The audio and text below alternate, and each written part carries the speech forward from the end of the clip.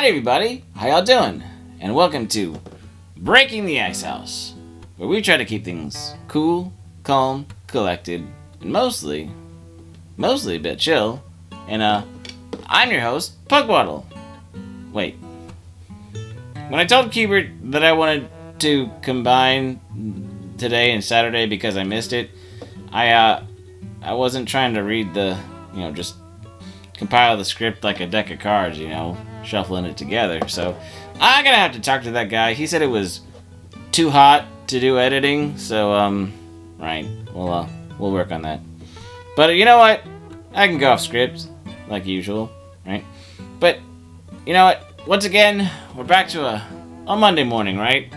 And hopefully I can give you some laughs and help you get back to it. And I don't know about you, but I kind of feel like my coffee needs to be a little less boring, right? Not like the Irish or the doctored coffee over the weekends, but something with a little extra pizzazz because, well, kind of felt like last week we had more than one win, right? Now, I almost thought about titling this either like Breaking the Mold or, Strong Female Lead Summer, right? Because, one of the things everybody's been talking about is, Gina Carano. She got that, settled out of court with Disney, and, some of the verbiage sounds like we might be seeing some Cara Dune or something else soon, something in the works, and, maybe, I don't know. We'll see what happens, but sounds like there's going to be some good things going for her, and I think one of the reasons people gravitated to that character and her as a person was the fact that she didn't really make things as political as everybody else made it out to be, which is the whole thing that's been going on for 5 years or so, right? And, that's all I'll say about that. But that's definitely a win for the strong females and, silent strong type, if you will. But the other thing that another thing that maybe you can compare Disney to is that whole Kpop Demon Hunter movie, right? And I don't know if that's your thing, but it's been out for a few weeks and it's just getting more and more popular, right? Popular with the kids, popular with some of the young adults, and, as I keep saying, that K-pop is just, I think we were primed because of all the K-dramas on Netflix already, and the kind of wave of K-pop that's taken the radio by storm, per se, right?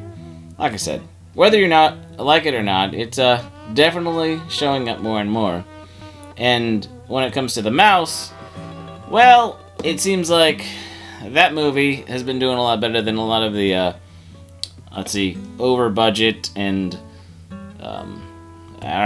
2 or 3 or 4 times refilmed, movies that have, we've seen go through the theaters, right? So, once again, not only is a strong win for, female leads that actually, have some sort of a real story, right? A backstory, some not a Mary Sue, but some sort of actual, character development, if you will. Yeah. I was kind of thinking about it, that about, 10, 11 years ago, I think about as early as 2014, was when Netflix had the strong female lead category, right? And then that started getting taken over by the girl boss era, and then pretty soon we had the Me Too era, and all of a sudden we had Relatable villain era, which to me, I think villains that were just well written in the past were actually relatable because most of us realized that, they were logical and well crafted and well thought out characters that most of us could relate to, in the fact that, so much we had alike, and we always wondered if we had something tragic or terrible happen in our lives, would we have turned out like that?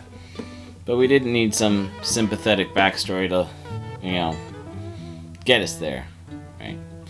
So, and then, my last piece of talking about the strong female leads is that apparently we couldn't stop talking about Sydney Sweeney either, because not only does she have good genes, right, as we talked about, but apparently that brought up some ad that I don't even remember seeing a month or two ago about Baskin Robbins, right, that apparently is also getting more controversy because, well, when you're trending, you're trending.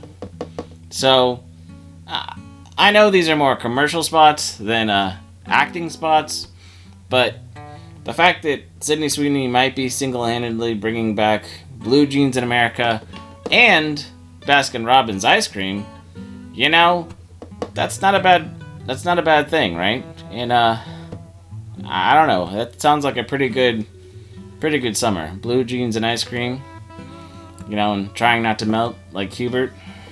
So, like I said, I know there's a little bit more that has happened, but I kind of wanted to give you a little mini ponderance. And now that we are in pretty much the hottest days of summer, at least here in the States, I would definitely recommend some ice cream and trying to have fun and cool off right before, well, in the last few days of summer. And maybe it's time for one of those end of summer bashes, because like I said, we've got a lot to celebrate, and it kind of feels like the characters aren't two-dimensional anymore. So yeah, let me know what you think down below, and if you're excited about what's coming next for entertainment for Gina Carano, or what else is going on. So yeah, love to hear from you.